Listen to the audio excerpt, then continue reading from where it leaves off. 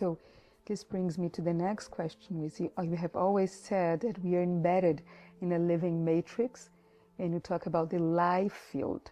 And then recently you have talked about the development of a personal life field. So talk a little bit about both. First, I point out, and because it's left out, that all of us, there is nobody that has ever lived on this planet that was not embedded in the biosphere. Yes. But you know, to say that it was embedded in the biosphere is to miss the other point, which is that it is part of the biosphere. It's more than being embedded in it like a stranger. It's very much like you are part of this embodiment, this biosphere. You say we also form it. Right, so right? then you say, well, in the beginning we adapted to it. Okay, yes. And then, so in that sense, the sense of being part of the world, one with the biosphere, is a legitimate. And that biosphere may not be the whole planet, that becomes a later concept, but just with your local environment, that you're part of this nature. Okay. And those people who live, say, in the subtropical climates, they had a different sense of being embedded in this locale, which was different than somebody living in the alpine countries of the Swiss Alps or in the northern parts of the planet. So that is the biosphere's life body at which we are a part of. Then there is the life field of the tribe or family, that people realize that they're embedded in a family that's embedded in a bigger world, and that this family has a sort of field of remembering things and honoring things, and there's a life field that's social, like the beehive. Would you call that the bodying field? I do call that the bodying field. The bodying field. And it's partly inherited and partly cultured. It's partly ancestral and it's partly formed. Yeah. Yeah, socially. So that you see the cultural behavior of, say, the Japanese, or the cultural behavior of the Brazilians.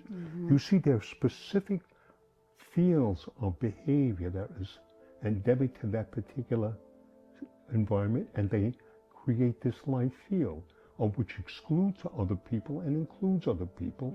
And if people move from other places, they have to find their way into it. So then you see that there are different kinds of life fields. And then there's the personal life field.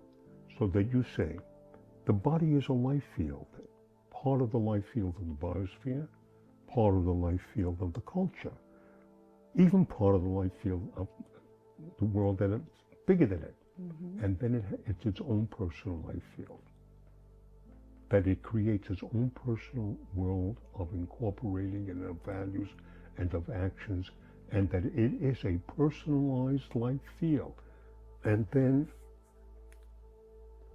but I understood that in my particular way, that a person who doesn't identify with a personal self, their cultures, that's all like that, they are less afraid to die or to sacrifice themselves than people who have a personal life, who have formed a personal life field.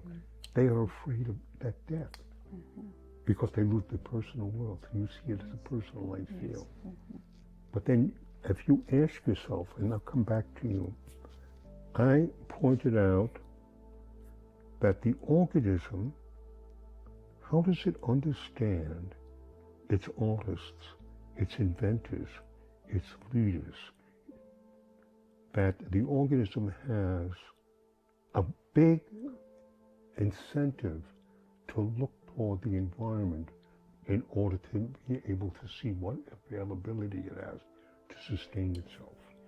What availabilities? To sustain itself. When's the next meal coming from? What do we do when the crops go away? Let's migrate. Let's save. So the organism always has organizing centers. Organizing centers could be called individuals. individuals who are scouts, horizon makers, individuals who see somewhat ahead and organize a behavior to get there. But it's the organizing hero, the advanced scout, the intuitive person, the visionary, the seer, that person is always in the service of the community. And never only in the service of itself. So the personal life field, while it is for the development of the individual, for having a personal life, and a personal life means, in the way, the context I see it, the ability to make it important for the individual, the pre-personal forces, the ancient voices. How do you keep the heartbeat beating when it is not beating well? And how we make drugs and exercises, right? But it's for the keeping the individual alive, but it's also keeping the community alive. Yes.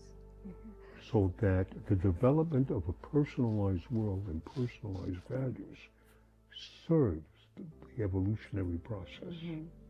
The individual is in the service not of himself, but developing himself so that he transmits his knowledge to Very others. Good. Yeah.